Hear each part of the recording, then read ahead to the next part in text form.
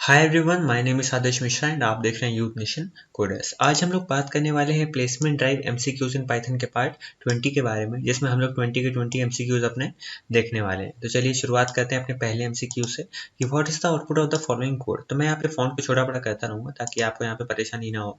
तो ए में वैल्यू पड़ी है 1 और 2, क्योंकि ए हमारा क्या है, टपल है, और ए के 0 में हम लोग 1 को और इंक्रीमेंट करना चाहते हैं। तो आपको मैंने पहले ही बताया था कि टपल जो होते हैं वो हमारे इम्यूटेबल होते हैं, मतलब टपल के अंदर कोई भी वैल्यू हमारी अगर फिक्स है तो उसको हम लोग चेंज नहीं कर सकते हैं। बट यहाँ पे ये क्या कर रहा है, टपल के अंदर ही जो वैल्यू पड़ी है उसको एक बढ़ाने की कोशिश कर रहा है।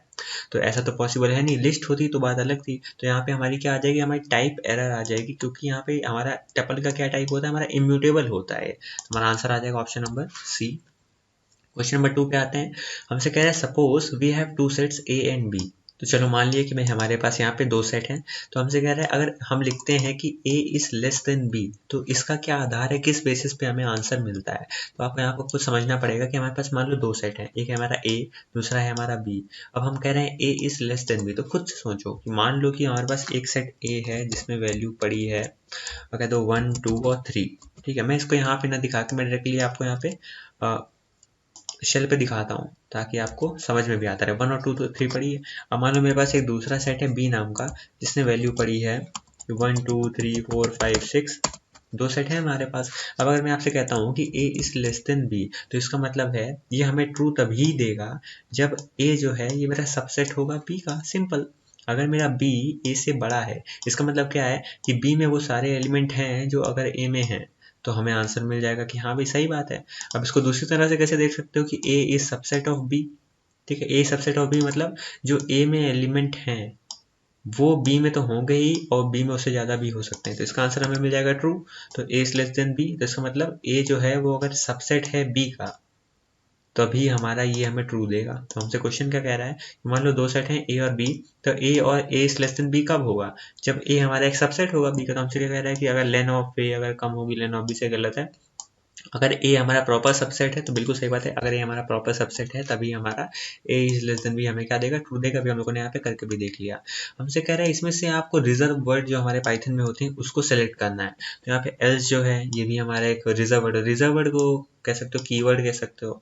ठीक है, एल्स हो गया, इम्पोर्ट हो गया, रेस हो गया, ये सारे के सारे हमारे क्या होते हैं, कीवर्ड होते हैं। तो मैं लिख के दिखा देता हूँ, एल्स हो गया। ठीक है, और क्या था मेरा, और इसमें ऑप्शंस में क्या था, इम्पोर्ट था एंड रेस था। देखो इम्पोर्ट था, ठीक है, और रेस था। तो इन सब का देखो यहाँ पे येलो कलर आ रहा है, मतलब ये पाइथन इंटरप्रेटर पहले से जानता है इनकी क्या वैल्यूज है। ये मत देखो एरर आ रही है, ये देखो कि ये कलर बदल रहा है, इसका मतलब ये पाइथन इंटरप्रेटर पहले समझता है। मैं अगर ABC लिख दूँ तो इसको नहीं समझता, तो ये ब्लैक कलर का है, समझ रहे हो। तो ये क्या है, हमारे रिजर्व वर्ड है, कीवर्ड्स हैं। तो इनमें से कौन कौन से हैं, तो यहाँ पे तीनों ही है। तो हमारा आंसर क्या आ जाएगा, all of these. Question number 4 पे आते हैं। हमसे कह रहा है कि कंस्ट्रक्टर जो होता है हमारे पाइथन में उसका सिंटैक्स क्या होता है। तो कंस्ट्रक्टर के बारे में अगर आपको ना पता हो तो मैं आपको बता दूं, ऑब्जेक्ट ओरिएंटेड प्रोग्रामिंग का ये पार्ट होता है पाइथन में, जिसमें कंस्ट्रक्टर का हम लोगों ने, मैंने स्पेशली इस पर एक पूरा डिटेल्ड वीडियो बना रखा है कि कंस्ट्रक्टर का क्या यूज़ होता है। अगर आपको अगर नहीं देखा हो आपने, तो आप जाके आई बटन पर क्लिक करके देख सकते हो। और इवन अगर आपने प्लेलिस्ट ना देखी हो ऑब्जेक्ट ओरिएंटेड प्रोग्रामिंग की, तो उसको भी आप जाके यहाँ पे आई बटन पर क्लिक करके देख सकते हो। वीडियो के एंड में सीधा आई बटन पर क्लिक करो, जितने भी वीडियोस आते हैं उनमें से देख लो आपको कौन कौन सा नहीं आता था, पर्टिकुलर वीडियो पर क्लिक करके देख लिया करो क्या होता है। तो हमसे कह रहा है कि यहाँ पे कंस्ट्रक्टर का सिंटैक्स क्या होता है। तो कंस्ट्रक्टर हमारा होता है अंडरस्कोर इनिट।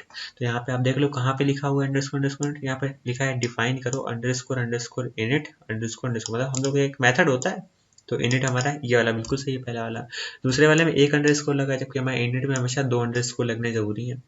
इसमें भी एक अंडरस्कोर लगा, तो ये वाला भी गलत हो गया। तो हमारा ऑप्शन नंबर ए बिल्कुल सही है। क्वेश्चन नंबर 5 पे आते हैं। हमसे कह रहा है इसमें करेक्ट सिंटैक्स बताओ अगर हमें एक लिस्ट को दूसरी लिस्ट में कॉपी करना है। तो देखो जब भी हम लिस्ट को कॉपी करते हैं तो मैंने स्पेशली इस पर एक वीडियो बना रखा है कि कौन से वो 4 तरीके हैं जिसमें आप एक लिस्ट को कॉपी कर सकते हो। तो मैंने उसमें स्पेशली आपको बताया हुआ था ये सेकंड वाला तरीका, कि हम लोग अगर सिंपली यहाँ पे कोलन लगा दें तो हम एक सिंपली कॉपी बना सकते हैं अपनी लिस्ट की। तो यहाँ पे ऑप्शन नंबर बी मुझे यहीं से दिख गया। अगर आप लोग कोई ऑप्शन समझ में ना आ रहा हो तो आप आई बटन पे क्लिक करके वो वीडियो देख सकते हो, तो वहाँ पे आपको समझ में आ जाएगा कि भाई इसका क्या सीन है। क्वेश्चन नंबर 6 पे आते हैं। ए में पढ़ा है CPP, बी में पढ़ा है बस, और हमसे कह रहा है आउटपुट क्या होगा A माइनस बी का। तो A माइनस बी का मतलब क्या है, जब भी हम कुछ ऐसा कर रहे होते हैं तो इसका मतलब होता है कि यहाँ पे ए में जो एलिमेंट है वो बी में ना हो। तो बेसिकली जब हम ऐसा करते हैं तो ए और बी क्या होता है, हमारा सेट होता है। और अपने केस में क्या है, स्ट्रिंग्स है। मैं आपको एग्जांपल देता हूँ। जैसे कि हमारे पास ए में मैं कह दूँ की वैल्यू पड़ी है 1,2 और एक बी नाम का मेरे पास सेट है, मैं इसमें कह दूँ वैल्यू पड़ी है 1। अब मैं कह रहा हूँ ए माइनस बी का मतलब है कि जो एलिमेंट बी में है उनको ए से हटा दो। तो मतलब बता दिया उसने कि हाँ भाई यहाँ से 2 आ रहा है। बट यही अगर मैं स्ट्रिंग में करने लगूँ तो अपने केस में स्ट्रिंग है ना, देखो यहाँ पे अपने केस में क्या है, स्ट्रिंग है, तो ये स्ट्रिंग में पॉसिबल नहीं होता है। तो हमारा आंसर क्या आ जाएगा, यहाँ पे एरर आ जाएगी। देख लो कहाँ पे एरर आ रही है, तो टाइप एरर हमारी आ रही है, कह रहा है अनसपोर्टेड ऑपरेंड है। क्योंकि अगर हमारा सेट होता तो यहाँ पे हो जाता, अगर यहीं पे ए प्लस बी लिखा होता तो आ जाता CPP BU, ये ऑप्शन बी सही हो जाता है। मगर यहाँ पे क्या लिखा है, ए माइनस बी लिखा है, इसलिए यहाँ पे ये आंसर गलत है। क्वेश्चन नंबर 6 पे आते हैं, सॉरी 7 पे आते हैं। हमसे कह रहा है इसका आंसर क्या आएगा, ए में ट्रू है, बी में फॉल्स है, सी में ट्रू है। इफ नॉट ऑफ ए, तो यहाँ पे नॉट ऑफ ए क्या होगा, मैं यहाँ पे टी या एफ लिखूंगा ट्रू फॉल्स के लिए। नॉट ऑफ ए हमारा ट्रू है, ट्रू का नॉट क्या होता है, फॉल्स। फॉल्स और बी भी हमारा क्या है, फॉल्स। और के केस में फॉल्स और फॉल्स में हमारा आंसर आता है फॉल्स, तो ये नहीं चलेगा। इधर आए, नॉट ऑफ ए मतलब हो गया फॉल्स। नॉट ऑफ बी हमारा फॉल्स है, फॉल्स का उल्टा क्या होता है, ट्रू। तो यहाँ आ गया हमारा ट्रू। तो फॉल्स और ट्रू का हमारा आंसर क्या आ गया, ट्रू आ गया। अब कह रहा है ट्रू एंड सी क्या है हमारा, सी भी ट्रू है। और ट्रू एंड ट्रू की वैल्यू हमारे पास ट्रू आती है, तो हमारा इसका आंसर क्या आ गया, ट्रू। तो इधर आ गया, हमने ये लाइन एग्जीक्यूट कर दी, प्रिंट हो गया हमारा बी। अब एक बार अगर हमारा ये चल गया तो हमारा ये सारा खत्म हो गया, तो हमारा आंसर क्या आ गया, बी। तो यहाँ पे ऑप्शन नंबर बी बिल्कुल सही है। क्वेश्चन नंबर 8 पे आते हैं। हमारे पास एक क्लास है, ये हमसे कह रहा है obj is equal to test. जैसे हम लोग यहाँ पे ये लाइन लिखेंगे, इसका मतलब क्या है, टेस्ट क्लास का एक ऑब्जेक्ट बनाओ, ओबीजे में जाके उसकी वैल्यू सेव कर दो। टेस्ट क्लास का जैसे ही ऑब्जेक्ट बनाओ तो टेस्ट के अंदर इनिट चल जाएगा, तो देखिएगा इनिट है क्या, ये रहा। तो इनिट को चला देता हूँ, प्रिंट हो गया हमारा हेलो वर्ल्ड। अब हेलो वर्ल्ड जब हमारा प्रिंट होगा तो यहाँ पे एक और चीज़ देखिएगा, क्या कहीं और भी इनिट है क्या, क्योंकि अपने क्वेश्चन में यहाँ पे 2 यूनिट है। अगर हमारे पास ये वाला ना होता तो हमारा आंसर आता हेलो वर्ल्ड, पर अभी मैंने यहाँ पे ध्यान नहीं दिया, यहाँ पे हमारे 2 यूनिट हैं। तो कई लोग यहाँ पे कंफ्यूजन सोचेंगे कि भाई हेलो वर्ड प्रिंट होगा कि बाय वर्ड प्रिंट होगा, प्रिंट क्या होगा यार ये बताओ। तो मैं आपसे कहता हूँ कि जब भी एक क्लास में मल्टीपल यूनिट आपको मिलेंगे तो आप सबसे लास्ट वाले यूनिट के पास जाओगे। तो यहाँ पे पहला यूनिट ये है, दूसरा यूनिट ये है, सबसे बाद में कौन आया, ये वाला आया, तो हमारा ये वाला यूनिट चलेगा। तो यूनिट में क्या पढ़ा है, बाय वर्ड पढ़ा हुआ, तो हमारा आंसर क्या आ जाएगा, बाय वर्ड आ जाएगा। तो यहाँ पे कई लोग जो है हेलो वर्ड लिख के आ जाएंगे, गलत हो जाएगा। जैसे कि मैंने अभी ध्यान नहीं दिया, अचानक से मेरी नजर पड़ी, कह रहे भाई ये क्या दूसरा यूनिट भी यहाँ पे दिया गया, समझ रहे हो। क्वेश्चन नंबर 9 पे आते हैं। हमसे कह रहे हैं इनमें से कौन सा एक इनवैलिड स्टेटमेंट है। तो A B C is equal to ये वैल्यू, तो ये बिल्कुल एक वैलिड स्टेटमेंट है। हम लोग कॉमा सेपरेटेड लिख सकते हैं। क्यों कॉमा सेपरेटेड लिख सकते हैं, इसका मतलब क्या है, A B C is equal to ये वैल्यू है। कॉमा सेपरेटेड का मतलब क्या होता है, टपल है। मतलब अगर मैं इसको बोलूंगा तो एज अ टपल हमारा सेव हो जाएगा। देखना आप लोग को यहाँ पे दिख नहीं रहा होगा, बट अभी ये टपल के फॉर्म में ही सेव होगा। देखो अगर मैं बोलूँ ए बी सी, तो देखो ये रही टपल की पहली वैल्यू, 3 जीरो का मतलब 1 जीरो, और इन 3 जीरो का मतलब ये जीरो, टपल के फॉर्म में सेव हो गया, समझ रहे हो। कई लोग इसको क्या समझते हैं कि ये एक नंबर लिखा हुआ है इस तरह से, तो ऑप्शन नंबर ए को गलत करके चले जाते हैं। ऑप्शन नंबर बी पे आओ, ए स्पेस बी स्पेस सी। अब हम लोगों ने यहीं पे देखा था, जब भी हम किसी वेरिएबल को डिफाइन कर रहे होते हैं तो उसके बीच में स्पेस नहीं होता है। जैसे कि अगर मैं आपसे बोल दूं कि A space B space C is equal to, तो ये चीज़ तो गलत है, यहाँ पे सिंटैक्स एरर आ जाए, क्योंकि स्पेस हम लोग वेरिएबल के नाम के बीच में नहीं लगाते। तो हमारा ऑप्शन नंबर बी ही यहाँ पे गलत है। बाकी देख लेते हैं, ए कॉमा बी कॉमा सी, तो 1000 2000 1000 हमारा उठ के ए में गया, 2000 बी हो गया, 3000 सी में हो गया। A underscore B underscore C, तो यहाँ पे अब इसको देखो तो यहाँ पे ये चीज़ भी टपल के फॉर्म में सेव होगी, देखना ये बहुत ही ज़्यादा इंपॉर्टेंट क्वेश्चन है। कई लोग इसको जो है ध्यान नहीं देते हैं और उनका गलत हो जाता है। देखो 100 सिंपल। तो यहाँ पे ऑप्शन नंबर बी जो है हमारा गलत है। समझ गया होगा क्यों गलत है। हमसे कह रहा है कि भाई क्या ये पॉसिबल है कि हम लोग राउंड फंक्शन को यूज़ कर लें बिना राउंड, ऐसा बिना किसी आर्ग्यूमेंट के। तो अगर आप सिंपली खाली राउंड लिख दोगे तो आपको कुछ नहीं मिलने वाला है। ये भी देखो यहाँ पे आपको जो है कह देगा कि भाई इसमें एक वैल्यू तो दो, तभी तुम उसको राउंड ऑफ करेंगे। तो जब राउंड फंक्शन फालतू में थोड़ी यूज़ कर सकते, तो हमसे कह रहा है क्या इसको यूज़ कर सकते हैं, क्या पॉसिबल है यूज़ करना, तो हम कहते हैं भाई ना बिल्कुल पॉसिबल नहीं है। हमसे कह रहे हैं एक्सेप्शन क्या होती है। एक्सेप्शन मतलब क्या होता है कि जब भी आपने कोई कोड लिखा, आपने उसे चलाया, तो वहाँ पे कोई एक एरर आई, तो आंसर इसका एरर हो सकता है। बट हमारे पास और भी ऑप्शंस हैं। कंपाइल टाइम एरर, मतलब जब आपका कोड कंपाइल हो रहा हो उस समय पे एरर आती है। तो पाइथन तो हमारी इंटरप्रेटेड लैंग्वेज होती है, तो इसका कोई सीन है ही नहीं यहाँ पे। अब अगर इंटरप्रेटेड लैंग्वेज के बारे में ना बताओ तो इंट्रोडक्शन वीडियो देख लियो पाइथन प्रोग्रामिंग का, रन टाइम एरर मतलब जब हम कोड को चला रहे होते हैं तभी हमारी एरर आती है। तो एक हमारा ये अच्छा एक्सप्लेनेशन है कि हाँ भाई हमारी एक एरर ऐसी आ सकती है। तो इसके दो पर्टिकुलर आंसर हो सकते हैं, पहला हो सकता है एरर, दूसरा हो सकता है रन टाइम एरर। तो एक्सेप्शन क्या है? एक्सेप्शन तभी तो आती है जब हम अपने कोड को रन कर रहे होते हैं, तो हम लोग क्या बोल देंगे कि भाई रन टाइम एरर ही हमारा क्या है, आंसर है। क्वेश्चन नंबर 12 पे आते हैं। यार एक क्लास है हमारे पास ACC नाम की। अब हमने क्या करा, यहाँ पे जो दो लाइन चल रही है और इसके हिसाब से हमें आंसर बताना है। तो इस लाइन पे आते हैं, हमारी ACC नाम की क्लास का एक ऑब्जेक्ट बना दो और स्मॉल ACC, और उसमें 111 पास कर दो उसके इनिट में। तो इसके इनिट में पास हो गया 11, ID की वैल्यू हो गई 111। अब यहाँ पे सेल्फ डॉट ID मतलब इस अकाउंट ACC के यहाँ जो ID है इसकी वैल्यू हो जाएगी ID, मतलब यहाँ पे आ गया 111, यहीं पे लिखे दे रहा हूँ क्या जाता है, और ID की वैल्यू 555। तो यहाँ पे ये जो है क्या है, हमारा इंस्टेंस वेरिएबल है, क्योंकि यहाँ पे सेल्फ डॉट ID लिखा है और ये ID ये सिंपल एक वेरिएबल है। तो इंस्टेंस वेरिएबल और सिंपल वेरिएबल में फर्क होता है। ठीक है, अगर आपको ये ना पता हो तो ऑब्जेक्ट ओरिएंटेड प्रोग्रामिंग वाली मेरी सीरीज देख लियो, तो वहीं पे आपको जो है पता चल जाएगा, आई बटन पे क्लिक कर लियो। यहाँ पे प्रिंट कर रहा है ACC.id। ACC.id को प्रिंट करने का मतलब है कि ACC किसको बिलोंग करता है, हमारी इस क्लास को बिलोंग करता है। तो कह रहा है इस क्लास में कहीं पे सेल्फ डॉट ID लिखा है क्या अंदर? देखो जब भी डॉट ID ऐसे कोई लिखा तो हमेशा सेल्फ डॉट ID अंदर ढूंढते हैं। तो यहाँ पे सेल्फ डॉट ID ये मिल गया, इसकी वैल्यू 111, तो हमारा आंसर क्या आ गया, 111 आ गया। क्वेश्चन नंबर यहाँ पे हम लोग आ गए 13 पे। हमसे कह रहे हैं स्ट्रिंग में पढ़ा है A space B space C up to G तक। हमसे कह रहा है इसमें हम लोग एक लूप लगाएंगे, तो I की वैल्यू पहले होगी A, फिर होगी स्पेस, फिर होगी B, फिर होगी स्पेस, फिर होगी C, फिर होगी स्पेस, ऐसे लूप चलेगा। हमसे कह रहा है जो हर एक यहाँ पे कह सकते हो कि एक कैरेक्टर I का उठ रहा है बार बार, उस हर एक कैरेक्टर के लिए उसका ORD निकाल दो। ORD का मतलब होता है कोई भी कैरेक्टर उसकी स्काई वैल्यू क्या होगी। जब भी हमें किसी कैरेक्टर की स्काई वैल्यू चाहिए होती है हम लोग ORD फंक्शन का यहाँ पे यूज करते हैं। तो यहाँ पे A की स्काई वैल्यू क्या, कैपिटल 65 होती है, तो हमारा आ गया 65। अब इसके बाद यहाँ पे स्पेस की स्काई वैल्यू क्या होती है, अब यहाँ पे स्पेस की स्काई वैल्यू यहाँ पे बोल रहा है, तो मेरे ख्याल से यहाँ पे तो ये प्रॉब्लम आने वाली।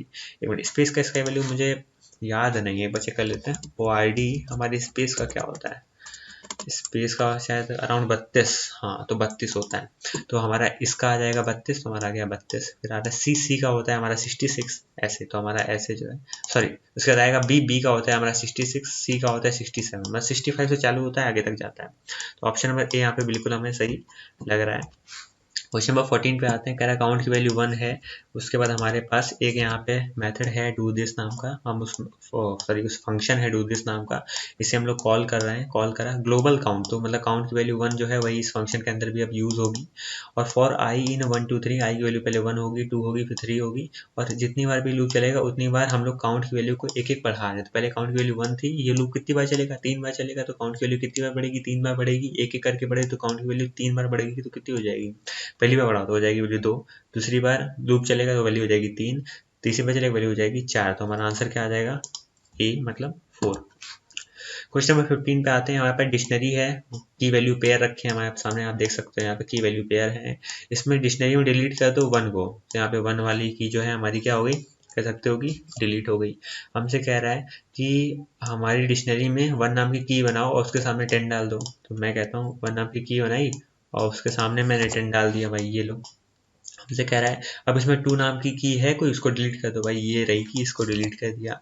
हमसे कह रहा है अब बताओ कि हमारी डिक्शनरी की लेंथ कितनी है। तो पहला की वैल्यू पेयर हमारा ये है, तो यार इसको भी उठाओ। दूसरा है ये, दो हमारे दो है, दो वो कह सकते की वैल्यू पेयर है, तो हमारी लेंथ कितनी हो जाएगी, 2 हो जाएगी। तो हमारा आंसर क्या जाएगा, option number C। Question number 16 पे आते हैं। हमसे कह रहे हैं इसका आंसर बताइए आप।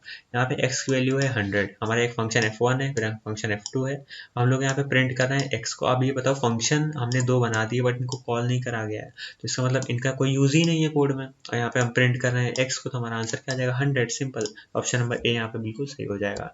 देखो कभी कभी कुछ लोग क्या करते हैं, देखने लगते हैं भाई फंक्शन में लिखा क्या है, अंदर भी देख लें भाई क्या लिखा हुआ है। तो देखिए कोई फायदा ही नहीं जब तक आप उसको कॉल नहीं कर रहे। जैसे अपने केस अगर मैंने देखने लगता कि भाई इसके अंदर क्या लिखा है, मेरा समय बर्बाद ना हो जाता। क्वेश्चन नंबर 17 पे आते हैं। हमसे कह रहा है कि क्या कह रहा है भाई, read the following Python code और बताओ कि इसमें ग्लोबल वेरिएबल कौन कौन से हैं। तो हमारे पास ये इतना बड़ा कोड लिखा हुआ है, इसे मुझे बताना है कि इसमें कौन कौन से मेरे पास ग्लोबल वेरिएबल हैं। तो आप यहाँ पे देखो कि जो y है और z है ये तो हमारा बिल्कुल बाहर लिखा हुआ है, तो ये तो हमारा ग्लोबल वेरिएबल है ही। अब इस फंक्शन के अंदर आए, यहाँ पे कह रहा है ग्लोबल x, तो भले यहाँ पे ग्लोबल x नाम का कुछ सेव ना हो, बट अगर हम ग्लोबल x लिख रहे हैं मतलब एक कहीं पे हमारा x नाम का वेरिएबल होगा जो कि ग्लोबली डिफाइन है, बट यहाँ पे दिया नहीं गया है। तो इसका मतलब y और z तो मेरे ग्लोबल थे ही, बट जैसे हमने यहाँ लिख दिया ग्लोबल x, इसका मतलब x भी हमारा एक ग्लोबल वेरिएबल बन गया। तो हमारे कितने ग्लोबल वेरिएबल हो गए, गया इतने जरा से कोड में, एक हो गया x, दूसरा हो गया yz। हमारा आंसर आ गया xyz, मतलब ऑप्शन नंबर सी यहाँ पे बिल्कुल सही है। क्वेश्चन नंबर 18 पे आते हैं, कह रहा है इनमें से बताएं कि कौन सा एक प्राइवेट डेटा फीड है, मतलब कह सकते हो कि प्राइवेट वेरिएबल इसमें कौन सा है। ये क्लास है हमारी, इनिट के अंदर प्राइवेट वैल्यू कौन कौन सी है, ए मेरी प्राइवेट है, नहीं है क्योंकि इसके पीछे 2 अंडरस्कोर नहीं लगे हैं। क्या बी मेरा प्राइवेट है, नहीं है क्योंकि एक अंडरस्कोर लगा है, इसको प्रोटेक्टेड कहते हैं। और सी क्या हमारा प्राइवेट वेरिएबल है, बिल्कुल है क्योंकि इसमें 2 अंडरस्कोर लगे हैं। तो हमारा आंसर आ जाएगा ऑप्शन नंबर बी, मतलब अंडरस्कोर सी क्या है, हमारा एक प्राइवेट डेटा फीड है। क्वेश्चन नंबर 19 पे आते हैं, हमसे कह रहे हैं इसका आंसर बताओ आप। यहाँ पे हमारे पास एक क्लास फ्रूट है, obj is equal to fruit. इसका मतलब क्या है कि फ्रूट क्लास में, मैं इसको ऐसे दिखाता हूँ, फ्रूट क्लास में देखो उसका एक ऑब्जेक्ट बना दो, ऑब्जेक्ट का सेव कर दो ओबीजे में। तो मैंने ये बनाया फ्रूट क्लास का ऑब्जेक्ट, इसके अंदर इनिट चल जाएगा, इनिट चला, इनिट में 2 लाइन लिखी है, चला दो।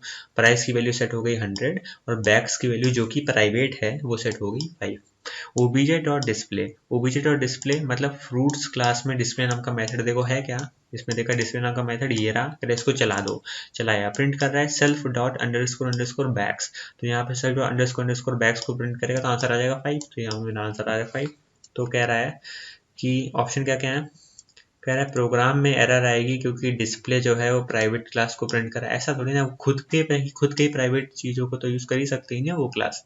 कह रहा है प्रोग्राम अच्छे से चलेगा बट कुछ प्रिंट नहीं होगा। ऐसा नहीं है भाई, हमारा आंसर आ रहा था भाई, कितना आ रहा, 5 आ रहा है। कह रहा है प्रोग्राम अच्छे से चलेगा और 5 प्रिंट होगा, तो बिल्कुल सही बात है, 5 हमारा प्रिंट होगा।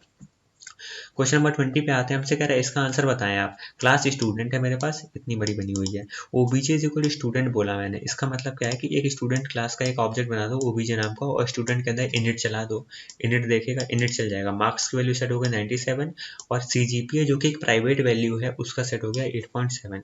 प्रिंट कर रहा है OBJ dot student underscore underscore CGPA. अब ये लाइन क्या करती है, इसे कहते हैं नेम मैंगलिंग पाइथन। ये क्या होता है कि जब भी हमें यहाँ पे क्लास के नाम का यूज करके अपने प्राइवेट वैल्यू को अपने क्लास के बाहर यूज करना हो तो हम लोग इस लाइन को लिखते हैं। अब ये क्या होता है, ये होता है हमारा जो हमारा ऑब्जेक्ट है, पहले वो लिखते हैं ऑब्जेक्ट नेम डॉट, फिर उसका एक अंडरस्कोर लगाते हैं, फिर हमारा होता है क्लास नेम और उसके बाद उस वेरिएबल का नाम। तो इसके हिसाब से ऑब्जेक्ट मतलब स्टूडेंट क्लास के अंदर अंडरस्कोर लगा हुआ है, अंडरस्कोर स्टूडेंट मतलब लिखने का एक फॉर्मेट है, लिखा जाता है इस तरह से कि object name dot underscore class name और फिर अंडरस्कोर अंडरस्कोर उस वेरिएबल का नाम। तो हमने कहा सीजीपीए चाहिए, तो सीजीपीए की वैल्यू क्या है 8.7।